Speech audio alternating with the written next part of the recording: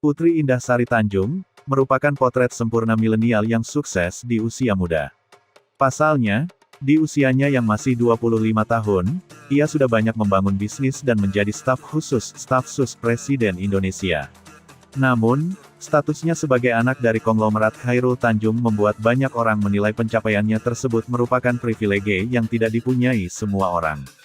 Baru-baru ini, quote motivasi dari Putri Tanjung, menjadi pembicaraan netizen hingga menjadi trending topik di Twitter, Rabu, tanggal 19 Januari tahun 2022. Cerita Putri Tanjung yang pernah mengalami kerugian mencapai 800 juta rupiah hingga pernah terpuruk akibat bisnisnya rugi ratusan juta juga menjadi sorotan. Bisnis Putri Tanjung saat ini adalah Creative Experience Office (CXO), salah satu unit perusahaan CT Corp Business, yang berfokus pada pasar milenial melalui pengalaman pelanggan. Meski sering disebut sukses karena campur tangan ayahnya, Putri Tanjung sempat tidak terima. Ia mengatakan, dalam perjalanan karirnya, Chairul Tanjung tidak pernah memberi modal. Ia tak menampik pernah sering terpikir dengan prasangka orang terhadapnya, namun kini ia lebih bisa menerima hal itu.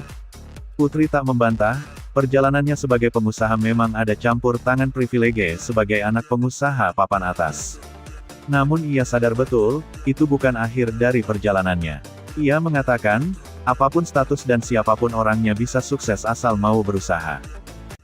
Terima kasih sudah nonton, jangan lupa like, subscribe, dan share ya!